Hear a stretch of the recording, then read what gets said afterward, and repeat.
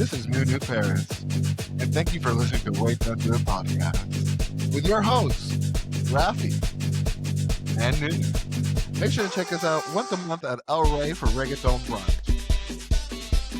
We'll see you there, bebesotas. Gosh. Welcome to Wait Don't Do It. This is a podcast where we talk about relevant things, relevant people, such as myself and Raffi. Oh my God, it's so good to be here. I didn't think we were going to be recording today because you're so busy. Oh my gosh, I am so busy finally wrapping up this amazing production of Defrosted at Shaw's. I'm so thankful for all the support for those who will be there this weekend. Thank you. I am so ready to transition out of 2025. It's like not even funny. But that's not what we came to talk about. We came to talk about not missing the shakeup and welcoming you back up to the show, reminding you what not to do. And what are we not doing today? We are not recurring mistakes. We're not letting the ball drop this mayor election, and we will not be going to bars that sound like other bars. Everything is another thing, whether you're just another housewife spinoff or another political scandal. Everything is giving the same thing. But to start off with something, super nice and light, I want to know your Spotify rap. I think the Spotify is very lacking in the AI department, whoever's coming up with these, because I feel like mine was a little inaccurate, and by inaccurate I mean just a little, because I think it's going based off how many times you played a song, and the shorter songs, all my songs that were in my top were like all the songs were like 2 minutes tops, like 2.5 minutes, like Gnarly. Well, that's as long your attention span is. Gnarly is definitely like, that was not my number one this year. Cat's Eye overall, I listened to others, so I was not surprised that they were my number one artist. But then how was As If We Never Said Goodbye or any of the Sunset Boulevard soundtrack? Because I listened to that album religiously and throughout the year. I am surprised that was not on your top. But you only did it, Raffi has Obsession, so you were only really into Broadway for like 2 months. I'm still listening to Broadway as we speak. I listened to some of the Wicked soundtrack. I've been listening to Death Becomes Her. Death Becomes Her was one of my top albums. But I think it was because that As If We Never Said Goodbye and With One Look are both like 6-minute songs. So I think it really just goes by time length. And the Tate McRae, I listened to that. I will say, yes, I religiously was listening to It's Okay. It's okay. Well, you love MAGA, so. Strictly from July to end of August. But then once the summer ended, I moved on from Tate McRae, let's be clear. So the fact that she made it in my top artist and my top thing was actually insane and kind of embarrassing. Well, she's an industry plant and they pay to push her, and that's why Spotify is a chop. I want you to know that, I have to acknowledge how Spotify is taking money from organizations such as ICE to provide not only a cheap AI experience for us, but also, promoting things like ICE and taking money and also still not paying the artist. They're still one of their lowest sites or streaming sites that pays the artist. So I judged all of you for sharing your Spotify rap. I want you to know that. I also share my Spotify rap though, and on my Spotify rap, it was. Wait, let me guess, because you listen to different artists in different places. I'm assuming Nicki Minaj is in your top 5. Yes. She's always, first of all, always in your top 5. But I think you strategically only listen to her on Spotify. No. I mean, if anyone knows, I am fortunate to be able to enjoy Spotify and Apple Music. And I feel I use Spotify for my gaming. That's something that, me and my partner use. It's like our collective things we use in the house, right? So that's what the Spotify sound is. So yeah, Spotify, it's like we looked at it, it was like he had all the top songs were all his choices, all the top artists were my choices. I love Beyonce, love Ari, love Gaga, love Nicki, love Sabrina. That's the top. What are y'all talking Beyonce about? was in my top artist. Bad Bunny was my top artist. Should be. Cat's Eye and Karol G were my top artists of the year. I always do Beyonce every year, and I'm like, I don't Beyonce's in know. mine every year, and I think it's because we always obviously the new album, but I don't listen. No one listens to And old when we went to Beyonce more Cowboy than Carter me. this year, even though it sound feels like Cowboy Carter was like light years ago, right? Yes, We did yes. do that this But year. I will say, in my classes, I always end up playing some sort of old school Beyonce. So I think that's probably why she's on there. Because Yeah, it's I just always listen, like I think in my top songs it was like Deja Vu, like B-Day, yeah, like I love yes, yes. love that. But Raffi also got to have the enjoyment of going through all my top 100 songs for Apple Music, which is all my First of all, can we just personal. take a pause? And I was going to say on this podcast that I will be canceling my Spotify Rap because of those ICE commercials. Because I saw that and I was like, no, no, no, no. First of all, the Spotify Rap was not worth it. Number two, um, Oh, what was your age? 35. Oh my god. What was your Ours song age? we got 31. Cause you know you're young Oh and yeah, because young. I didn't listen to any Sabrina Carpenter or Doja really.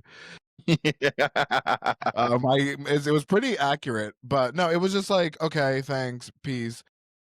And I think I'm gonna move over to Apple Music. I do. So I'm There's making so that many announcement now. also a lot Make of sure we take alternatives. out Spotify, and we have so many alternatives. If you are fucking with ICE in any form or fashion, I'm going to be done with you. Peacock, you're next on my list. Once I figure out how to watch the Housewives illegally or pirate that shit, you're gone. Peacock. Period. I definitely think looking and going into 2026, we just need to evaluate where we're spending our money. This is a broader Yes. conversation. Yes. Why do we have all these subscriptions? Do we need it? And it ranges. You know, there are people still supporting Disney Plus.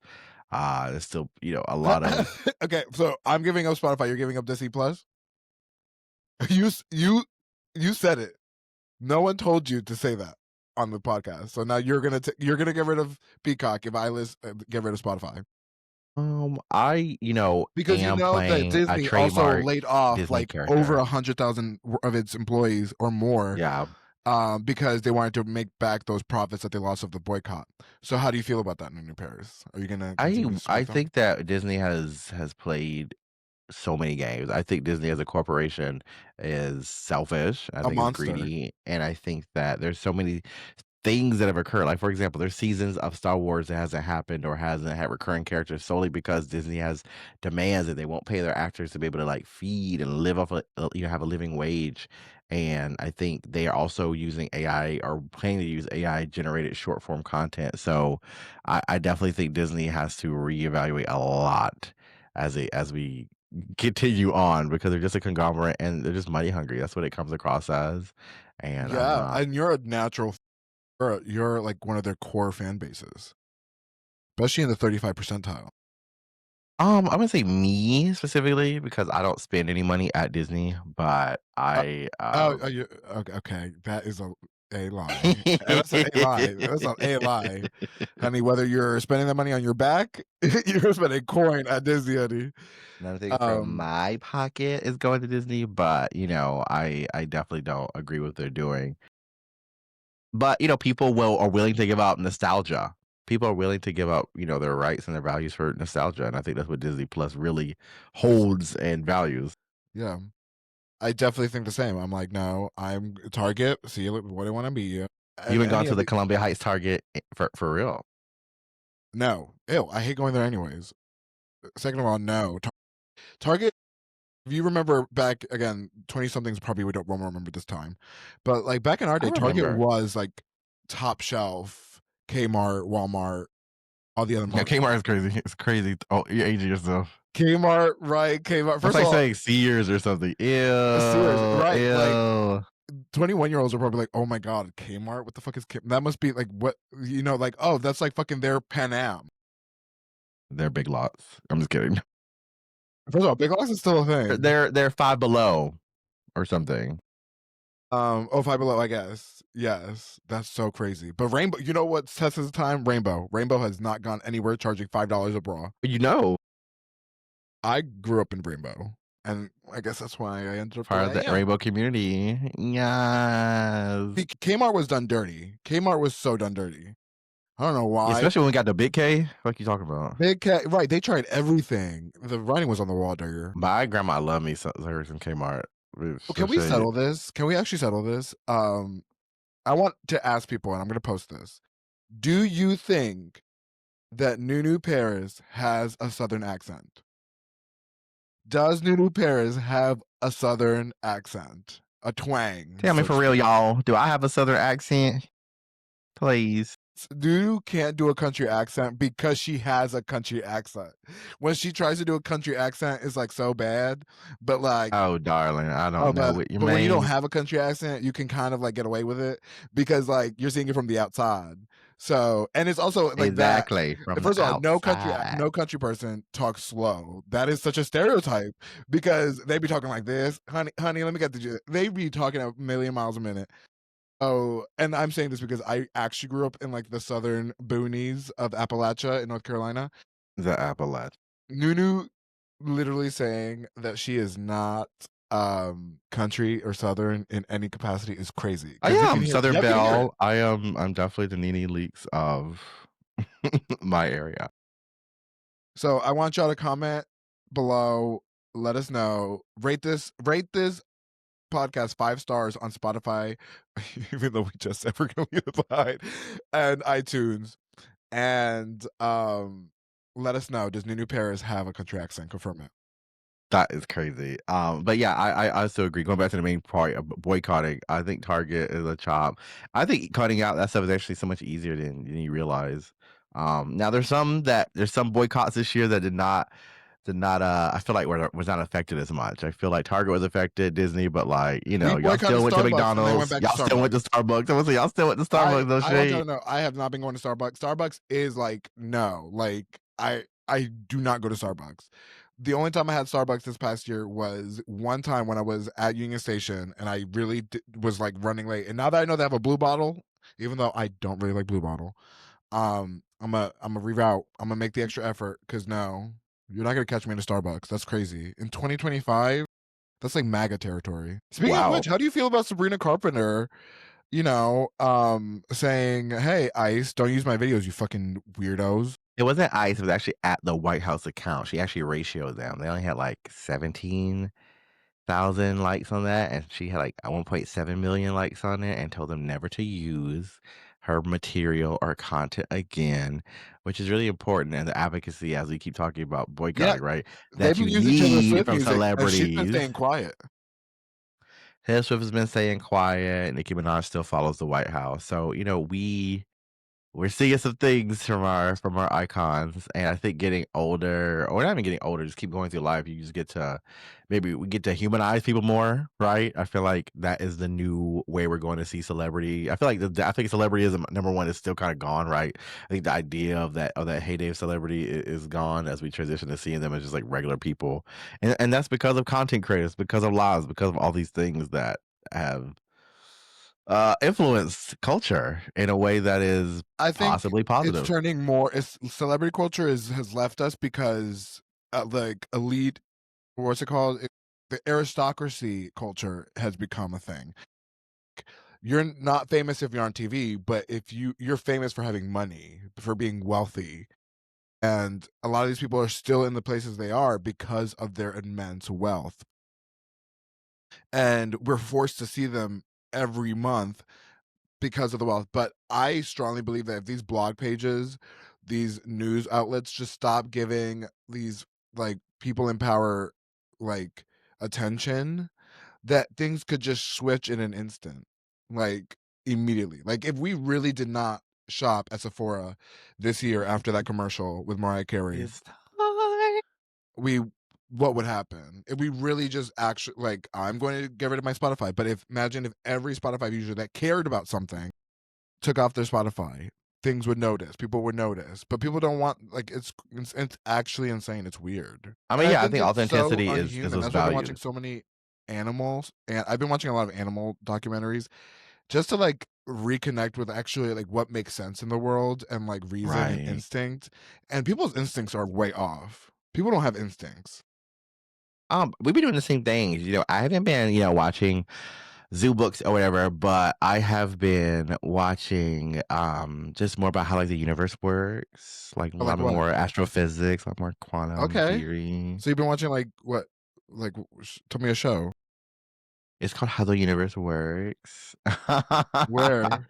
On YouTube? Uh, HBO Max. Oh my god, I don't know Discovery, but I watch a lot of Discovery stuff to go to bed, and that's what Aw. plays. I love the idea of, you know, just sounds of comments and David places. Attenborough. Yeah, all that very Neil deGrasse Tyson. But also, I think it's just where we are. I think as the new study, everyone says that adolescence goes to about 32 now. Okay, I know we used to think of it as adolescence ending in early 20s, but the new study shows that adolescence goes into about 32, which I wholeheartedly agree with because I feel like my brain is Is that so Arrested Development? much. Isn't that the idea of Arrested Development? Like you're just stuck. No, adolescence, just like the idea of like going back from adolescence to adulthood, true adulthood. So I think I we used to can think, attest to that because this is the first year where I fully have become like I have over 35 plans to have remained alive. Young Raffi could have never pulled that off.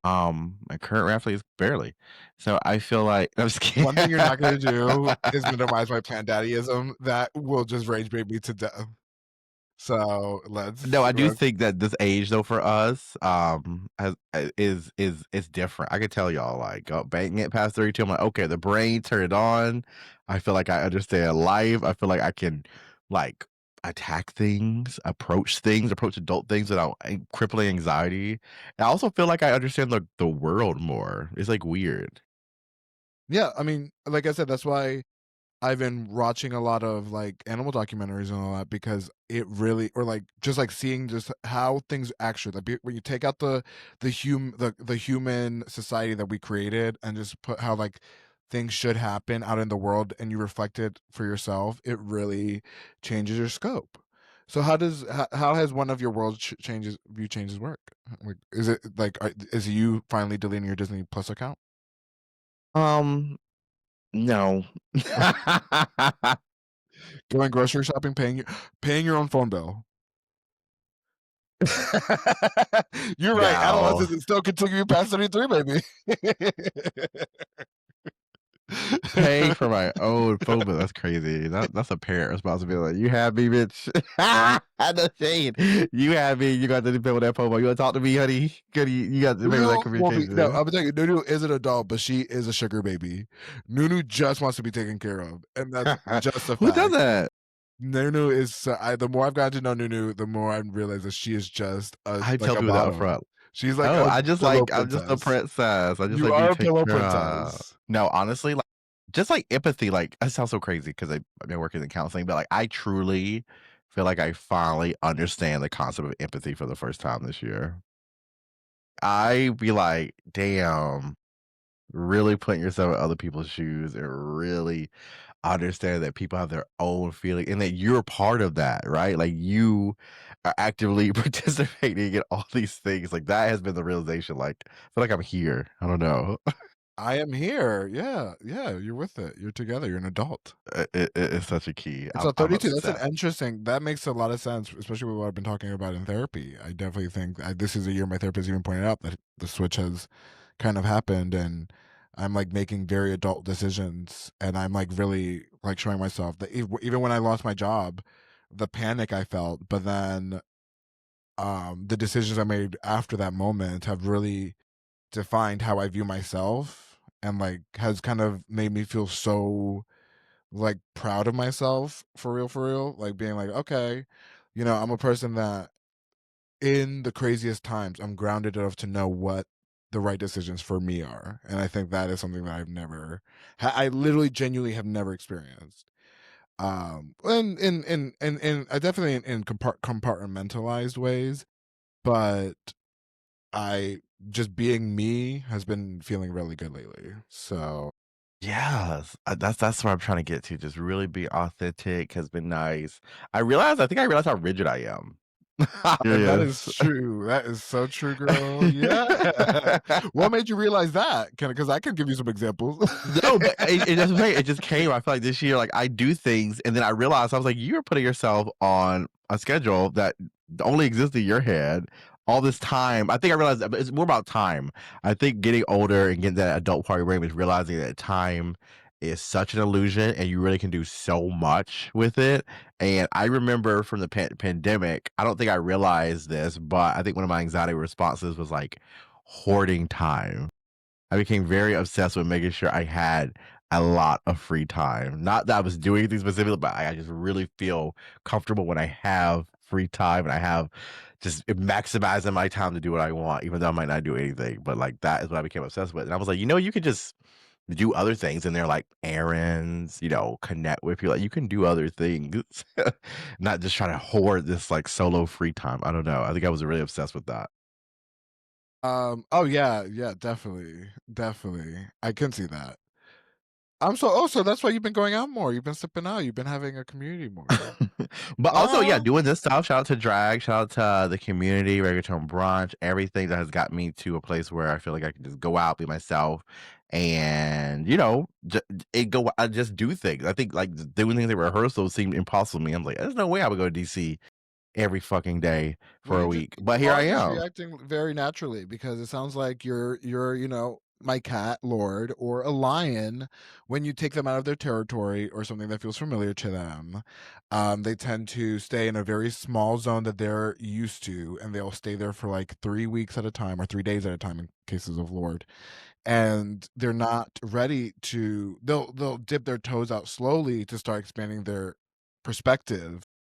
But it's very just natural for I'm gonna say organisms or like living things to stay in a space. I think we all are very. The more you learn about how animals operate in the wild, you really start to see how like we operate. So oh my god, look at you! You were always a little kitty cat. You're out I here roaming the appreciate it a streets little. because that is very true. You very are someone who has um Which is so weird because I feel like like my life says has like, been like oh, I so have to up have and this down. time by myself. Period. Yeah, I just need it. I just need it. If I don't have it, I won't feel safe.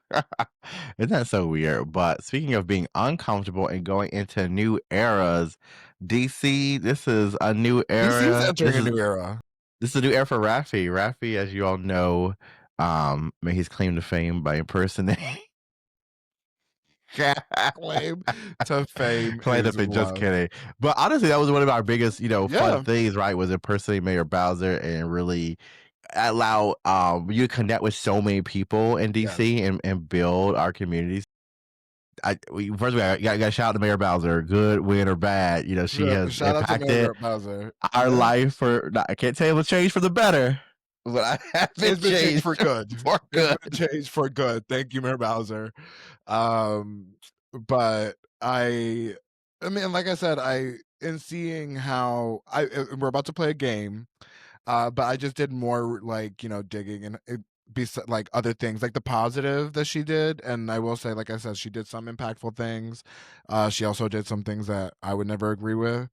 But like getting to just put the funniness in politics is something that I've always appreciated, and that's honestly where those skits have always come from, is like laughing at the madness and like SNL skits, and just taking a moment to like I think Americans maybe do this a little bit more than other cultures, but we definitely laugh at pain and we try to laugh through pain. And so I've always like having her, I've always tried to make those skits funny but not personal.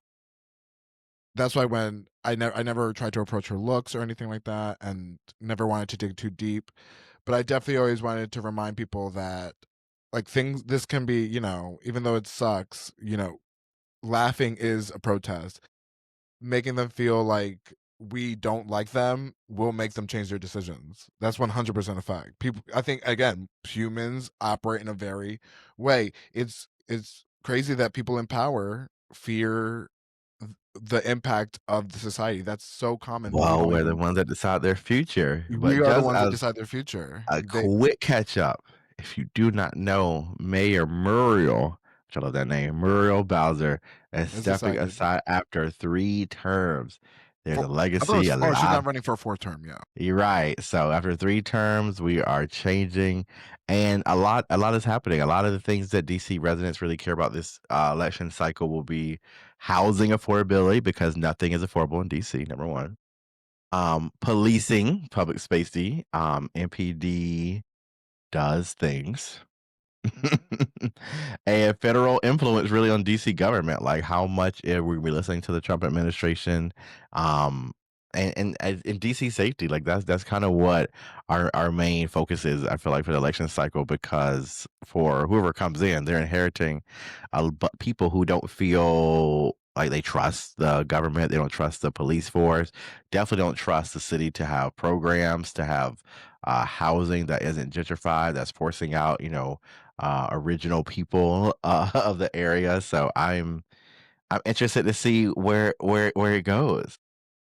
Like, I'm honestly wondering, like, is this our Mom Donnie moment in DC? Like, are we gonna come and storm another major city and have like a Mom Donnie S character come in, say, "Bitch, let's give to everybody, give that real feeling of hope." Like, do you think DC will ever get to that level? I think there is a relatability that Mandami has that has surpassed politics and surpassed being a politician. I think he has, it's almost like AOC kind of. We're back in her like prime. People felt like It's very connected to her definitely as a that. human, relatability, and then you know how people like as they move forward with decision making, um you really start to see like how maybe the full picture is, and the full picture might not be the best. But I think that's something that I really want to point out, is that the next politician we have to be able to relate to, but we can't have that like, oh my god, this politician's amazing. Like that influencer kind of vibe is not going to benefit the people. We cannot put these people on pedestals. Not in Um, DC. DC don't go for that. We're so boring. No shade, but we're so like, government, political, and conservatism. So there's I do I don't wish this. I want everything. Number one, I want to make sure the candidate is for the people and does what's best for the people. But I don't think DC is about flashiness and big personalities. Not since Marion Barry, child.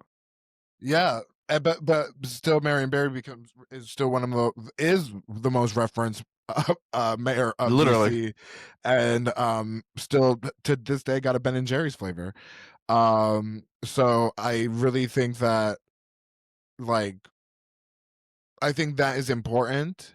But I think we have to always remember that this person has to be for the people and is coming of the people. And as I talked in my video earlier this week, the the first presidential, or the first mayoral candidate that has, I believed, announced their full running, is Ward 4 Councilwoman Janeese Lewis Yes. George, who is again has identified herself as a Democrat socialist. We're gonna go into like some of her like past voting records, what she stands on.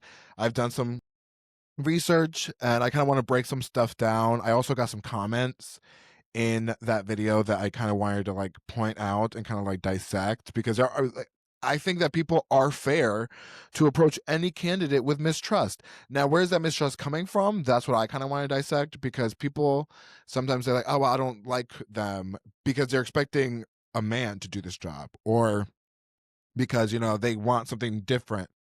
But I also just think that it's fair to hold up a microphone glass with every politician, because let's be clear, Mayor Bowser was from DC too. She was from DC. She was born in DC.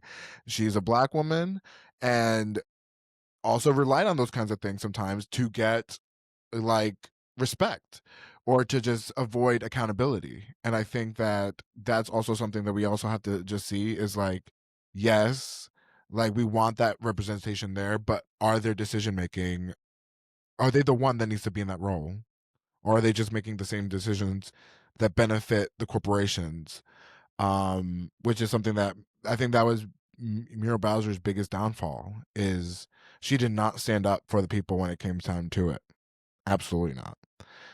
Um, so are we gonna play the game? So we're gonna play a game, and we're gonna go through. The only way to find out if Janeese Lewis George is going to be somewhat of a better candidate or option, or a step above where we are leaving DC with Muriel Bowser, is to kind of compare their voting records and things that they have voted for. So I'm going to be firing off questions to NuNu about policies that have happened in DC, and you're gonna guess if Mayor Bowser passed it or if Janeese Lewis George passed it. Can do. JLG. Okay. Janeese or Muriel. Yeah. Janeese or Merle. The game is do. Who voted that? So question number 1, NuNu. Are you ready? Question number 1 is who supported the increase for the MPD police department budget in 2022? Let's see, Muriel, because the increase of police activity of these very babysitters for the National Guard, I can only go to Muriel. I think it's actually crazy that you are right, but also an update after the shooting that happened with the National Guards, how the MPD that now National Guard people have MPD walking as chaperones with them to keep them safe. Literally. If the irony is, does anyone see the irony in the fact that these people are here to protect us, but they're needing protecting from the MPD? That is actually insane, and that is just like, and that is not Mayor Bowser. I don't believe that made that decision. I'm hoping she was at least in the room to be like, "What the fuck is this?" And y'all better keep my name off this. You were right though. She did vote for the increase, and I believe that in another. I don't think there's a question about this, but Janeese Lewis, said she voted down an increase in police activity, but she's also had some questionable choices with police activity as well. So let's keep voting. Who voted to reduce the MPD budget and reinvested in community programming for their ward? The Ward 4 member, obviously. Well, they were both in Ward 4. They both came from Ward 4. What is Ward 4? Where is that? So, who are you going with? Which one? Janeese. You said decrease. You just said it. Yes. And she was not successful though. Clearly. The budget was cut and it did not pass. So question number 3. Who supported stricter penalties and expansions in the crime bill? Stricter penalties and expansions on crime in the crime bill. DC is known for its crime. That's why we got the National Guard, right? Yeah, but for all the crazy who voted around here for stronger penalties and like stricter rules? I had to be Muriel, the op's best friend. It was successful, but only a modified version was passed. I wonder what they took out. Let's go. Question. Oh, you're doing pretty good. Okay, NuNu. NuNu knows her social studies, her civic and economics. Ooh, this could be both. This could literally be both. Because I also said out, I want to be clear. Muriel Bowser and her did relate on some things, so I don't want to say that Muriel did not agree on this. I definitely get the sense that Muriel cared about DC, and I want to be very clear about that. Like, I definitely got that sense. I also got the sense that she cared about her family and really wants just a different change from being how hectic all this is. I don't think she voted for this. I think Jasmine voted for this, and it's not because I think Muriel hates Jasmine Lowe. I'm thinking Jasmine Crockett. Ooh, don't be like me, y'all. You're actually thinking about Princess Jasmine, okay? Lord Jesus. Janeese definitely voted for it because again, this is the interest of the people, and especially in DC, especially as again housing affordability and stability is really on the ticket this year. That's why I think she voted to pass to help people, and I think she's gonna have good traction with that. Yeah. Period. You were right. Successful DC expanded eviction protections. So she was successful in voting for this in her ward. That's a really good thing that she's done for her ward. Who opposed increasing tax on high income earners? Opposed increasing taxes on high income earners. It's weird because weren't they both Democrats? Yeah, they are both. Well, one's a Democrat, probably one's a social democrat. Because if you're a socialist, then you would oppose, that. But I feel like for Democrats in general, we all should have opposed it because, giving tax breaks to the wealthy doesn't help anybody. So who voted to oppose it? I would assume Janeese voted to oppose it because she's a Democratic socialist, but they both should have voted to oppose it. It should be both. I'm confused with what you're saying because it was Merrill and a socialist would definitely vote to increase taxes on the wealth. Yes, that's what I mean. That one. Okay, this question. Muriel did vote to increase to oppose increasing taxes on high income earners because she did not want to lose DC's what was the word they used, competitiveness. So aka they wanted to attract rich people to come into DC to fill up these shitty ass fucking apartments they're building. Plot twist there. So again, those kind of voting decisions that Muriel made were very icky, Vicky. Who supported raising taxes on wealthy residents to fund Hopefully, social services? hopefully Janeese did this. Janeese, exactly. So successful, and it was successful. That's the thing. Oh, also, by the way, who opposed increasing taxes on high-income earners? That was not successful. The council passed to increase taxes. So the fact that she was opposing it and other people were voting for it is literally, like, to me, big. Like, those are the moments where you are betraying your people 100%, but she's not betraying certain ones. Who supported expanding police presence on metro and transit? No, Muriel, that's our best friend. But this is where it gets spicy. Now RFK is going to be a big thing on the table, I believe, for this mayor race. People really want to know that this road development is not going to be paid by us, and they don't want this should just be a commercialized space with commercialized renting, commercialized fucking big box names places, and ultimately it's not going to be a place to provide housing or opportunities or wealth for DC residents. So who supported the RFK's of redevelopment deal, including pursuing the commander's return? So bringing You should the tell me. commanders You back got your to commander shirt on. Yeah, right. Period. First of all, los commanders, los comandadores. Who was successful or who supported this redevelopment deal that would pursuing who would bring back commanders to return here? Why would they return here? Because they're the Washington Commanders, and right now they're playing in No, not too. But higher than Washington, you, Maryland. yeah. Higher than you, Maryland. Farther away from you than Maryland. So who supported? Well, yeah, but DC, Maryland. There's parts of Maryland that's DC. Y'all know what I'm saying, like. No. Anyways, I don't think the commander should go back to fucking DC. Y'all not DC. I mean, y'all ain't got. Anyways, you only.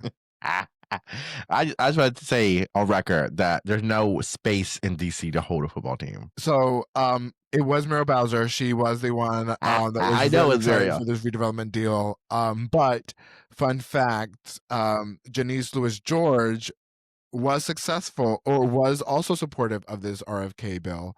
However, she has emphasized and she leveraged making sure that any opportunity that came to that place was unionized work. That it would be the position of building new developments, homes there, that there would be I forgot how they said it, but it was going to be very much income driven and making it seem like it was going to be mixed income housing. Okay. I do want to break down before we wrap up. Well, you did pretty good. Basically, I think you did as good as anyone would have done. Thank you. So kind. But I did do some investigation on how she supported this deal and how she's remained authentic on supporting things like the RFK redevelopment deal. And so it turns out that on August 1st, she was one of the councilmen who voted yes to approve the RFK development bill. So she also supported it. Her support was conditional, though, like I said earlier, that she pushed for labor protection, union jobs guarantees, and affordable housing commitments, making it clear that the deal moving forward would be benefiting DC residents. I'll pinboard that. In her own words, she said that this deal must hire our people and build affordable housing you promise support and to support small business. Here's where I am. You can say that, yeah, I love the labor unions, all that kind of shit. But who is going to benefit the most is what I always say, and the manipulation is very easy with laborers, and to say that they're unionizing their workers, but then they're still not ever from what I've heard from union workers, not every union is the best. And not every union actually protects their employees the same. I agree. So is this just gonna be like, oh yeah, we have a union that's half-hearted because we have to, and if it comes from that, is there any checks and balances to make sure that this is high-paying jobs? Is this is bringing equity? Like, I I'm agree, but, sorry, you know, I some know the minimum people wage is like $17. Y'all, $25 an hour is not even minimum wage. Like, y'all, it's really crazy not out in here. DC, that's what I was saying. I mean, I do think there's gonna be some part of it that, you know, getting some progress is better than not, because that's how long it takes things in government and change, right? I would rather have some jobs and some version of a union than none. But I agree that we should make sure that there's some level of accountability to ensure these protections and to make DC, like I said, I would love a Mondami moment. I would love to keep this trend of states like California, big cities like New York, big cities like us to continue this big wave of progression that unites its people and allows people to also come. Like living in big cities also a big part of people's lives. We came to DC because we wanted opportunity. So of course we want to see that for other people because it was a big dream of ours to come here and to move, and it is for a lot of people. And though there's transplant culture and everything, it's still people coming to DC as a collective group, and all of us should be able to have positive outcomes and feel safe. Um, yes, and I think also she has been very verbal about defunding police in the beginning, but I'm very interesting to see, and she's always said we should divest from police and invest in community building activities and reaching out to the youth of the city. Um, eh, uh, and by that improving schools and how schools operate. And to me, just hearing how terrible things are actually at these schools, and how private schools are such an economic, like, distinguisher in the haves and the have-nots. Is that real, or is that just fluff? Are y'all really just feeding like that? I want to, because if you say things like, yeah, we're going to make these schools better, we're going to bring opportunities to these students, then you're making us trying to believe that now people would be not paying for these big schools for the private schools. Let's be clear, like that is where I struggle with, and you can't use those words and then not follow through with that. So I think that needs to be like really analyzed and really targeted, because if we can really figure out if Janice is for us. And like I said, people in the comments were saying, yeah, like, oh, she voted for this deal. She's not for Right. people. It benefited billionaires and stuff like that. But then, like I said, she will meet in the middle and be like, well, if you do this, it has to be unionized work. It has to do this. Right. And it's not gonna be perfect because it's politics we're talking about, and I know we should be striving for the best. I agree. I want universal basic income. I want all the policies that make everything life easier, and we should go for those people. But we should be aligning with the people who mostly align to those policies, and then keep pushing further once we get those type of people in. Like I said, I think Mamdani is just the first step. I want further than that too. I want true equity, justice, universal for benefits for all. Truly. Yes.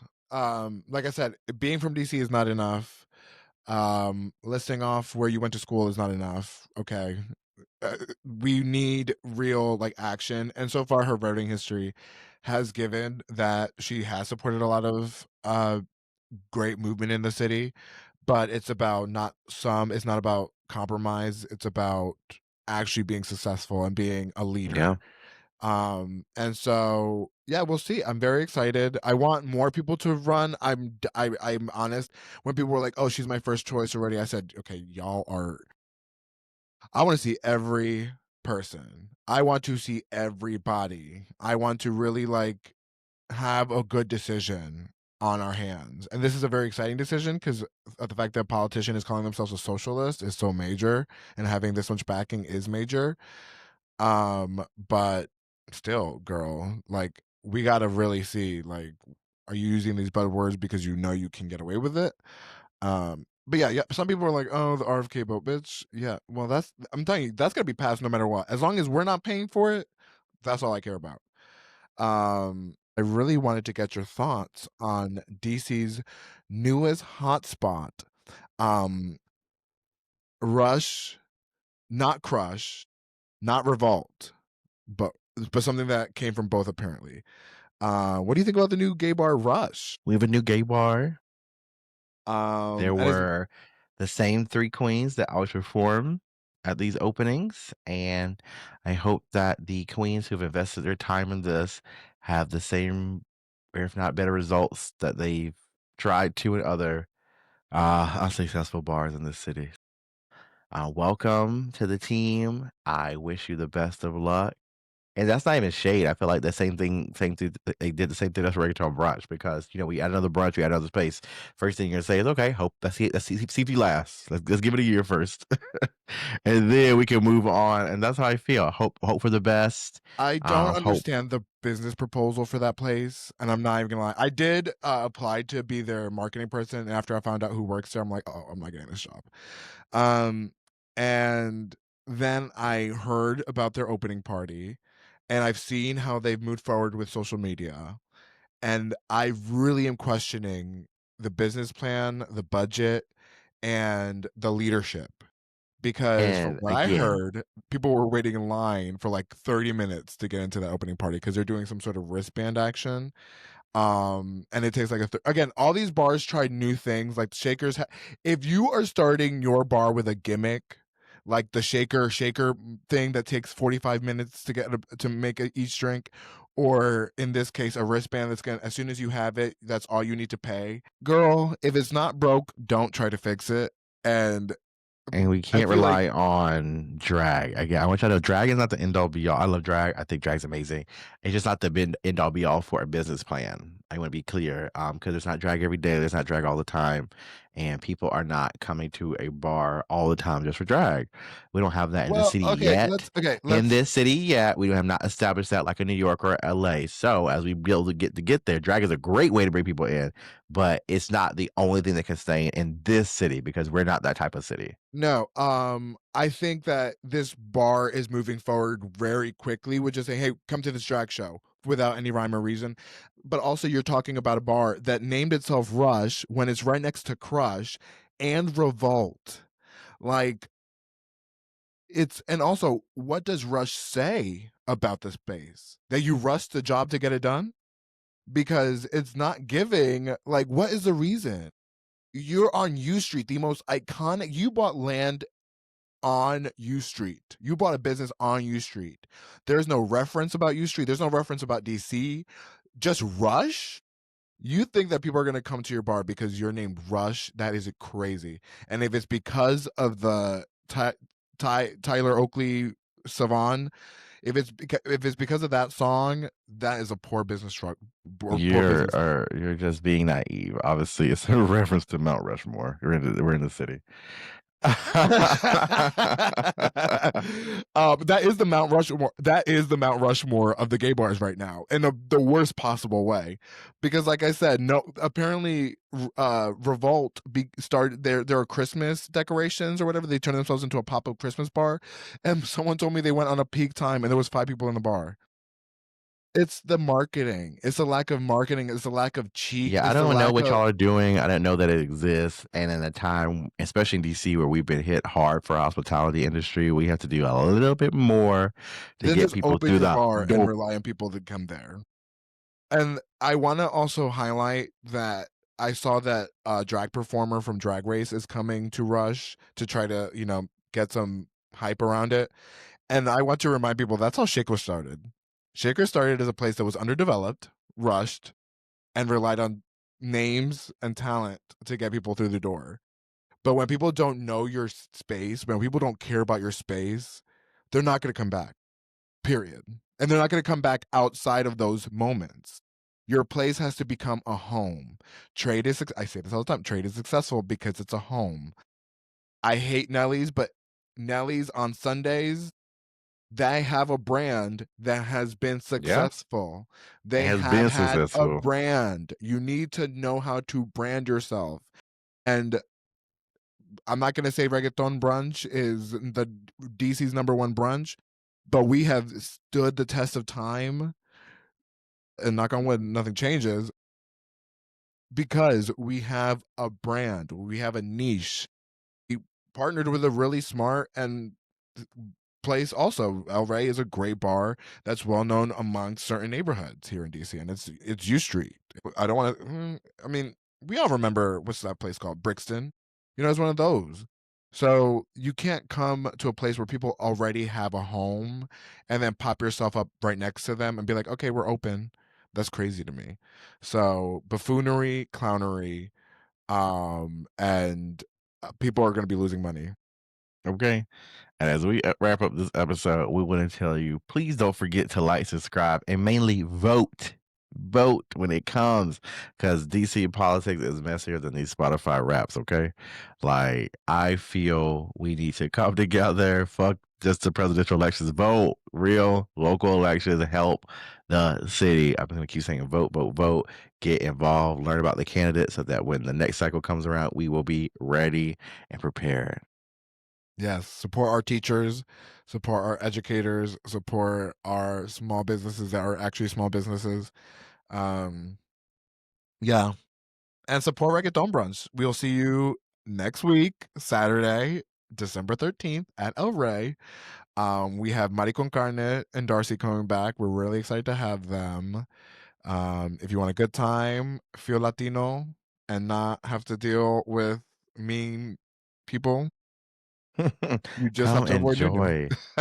enjoy. Literally, we are only one episode away from wrapping up 2025. So continue to keep yourself safe, especially during these holidays, especially during the really rough times, really cold times. Remember, there is community, there is support, and we are part of that as just a unit and as part of the city. We love you all. We are definitely going to be recapping our year next episode. We're going to be talking about what we learned, what we gained, how our lives are different from each year.